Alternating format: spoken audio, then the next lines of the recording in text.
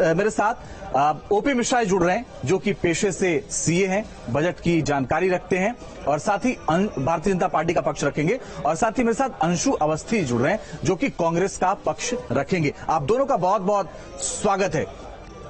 अंशु अवस्थी जी, पहला सवाल आपसे। सरकार ये कह रही है कि ये किसानों के लिए बजट है, किसानों की आय कैसे दुगनी हो, एमएसपी की गारंटी 1.5 गुना कम से कम मिले, ये महत्वपूर्ण बात सरकार ने कही। आपको भी लगता है कि सरकार कम से कम किसानों के लिए बेहतर कर पाई इस बार के बजट में? देखिए, मैं आपके डिबेट चैनल पर बजट को लेकर जो शुरुआत है वो कुछ अपनी इन 2 शब्दों पे कहूंगा जी। मैं बेपनाह अंधेरों को सुबह कैसे कहूं, मैं इन नजारों का अंधा तमाशबीन नहीं जी। तो कृषि पे आपने बात की, हम लोग कृषि पर ही बात कर लेते हैं जी। बहुत बड़ी बड़ी बातें इस भारतीय जनता पार्टी ने, उनके सभी नेताओं ने की थी कि किसानों की आय दुगनी करेंगे, किसानों को ये देंगे, वो करेंगे, फलाना जो भी करेंगे। हम आंकड़ों वाइज बात कर लेते हैं। बजट आज आ चुका है, 2020 का भी बजट आया था। 20 में वादा किया गया था कि 2022 तक किसानों की आय दुगनी होगी जी। 2020 में यानी पिछले साल के बजट में जो एग्रीकल्चर पर फंड का अलॉटमेंट था वो 1,54,775 करोड़ रुपए था। इस बार का जो अलॉटमेंट है वो 1,48,301 करोड़ रुपए है जी। यानी पिछली बार से कम। अब आप बताइए कि किसानों की आय दुगनी कैसी होगी? प्रधानमंत्री किसान निधि में जो पिछली बार बजट का अलॉटमेंट था वो 75,000 करोड़ रुपए था। इस बार का जो अलॉटमेंट है वो 65,000 करोड़ रुपए है। और सरकार लगातार झूठ बोलती है, लगातार कि हम किसानों मुझे खुशी हो रही है, मुझे अच्छा लग रहा है अंशु अवस्थी जी कि आप तैयारी के साथ आए हैं और आंकड़ों के साथ आए। ओपी मिश्रा जी, मैं बिल्कुल सर, ओपी मिश्रा जी, क्योंकि ओपी मिश्रा जी खुद पेशे से सीए हैं और बजट को समझते वो बेहतर समझा पाएंगे। बताइए ओपी मिश्रा जी, अंशु अवस्थी जी सवाल उठा रहे हैं, बड़े बड़े वादे करते हैं और दोगुनी आय कैसे कर देंगे आप, बोलिए ना।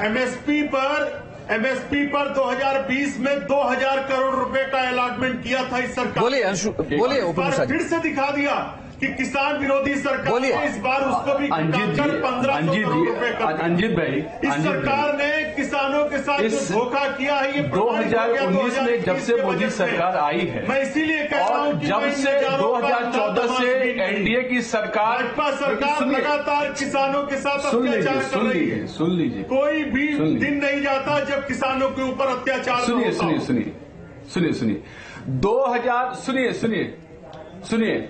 सुनिए 2014 के बाद से, जब से भारतीय जनता पार्टी की सरकार केंद्र में आई मिश्रा जी, हमारा एक ही संकल्प है। प्रधानमंत्री ने बार बार एक ही संकल्प को दोहराया है।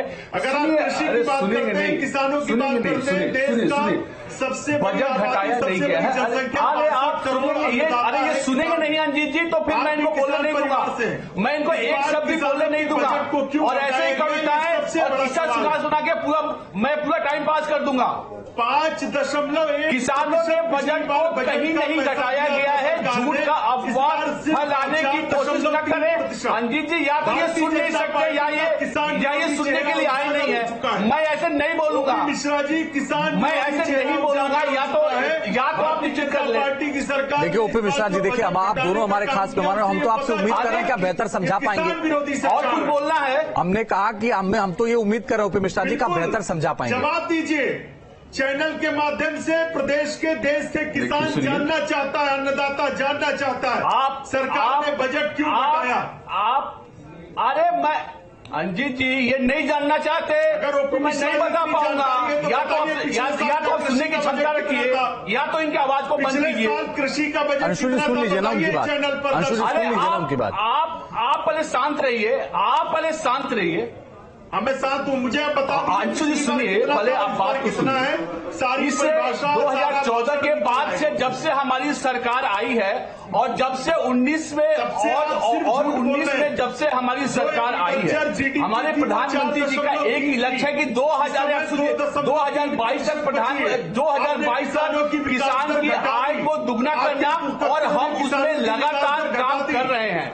इसके पहले कभी भी किसान का मुद्दा केंद्र में नहीं रहा। किसान का मुद्दा केंद्र में भारतीय जनता पार्टी की सरकार में आया है और हमने इस सरकार में और हमने किसानों से जो वादा किया है हम उस वादे पे आगे बढ़ रहे हैं। हम नीट पोर्टेड यूरिया लेके आए हैं, हम सॉइल टेस्टिंग लेके आए हैं, किसान सम्मान निधि में उनको हमने उनके खाते में डायरेक्ट पैसा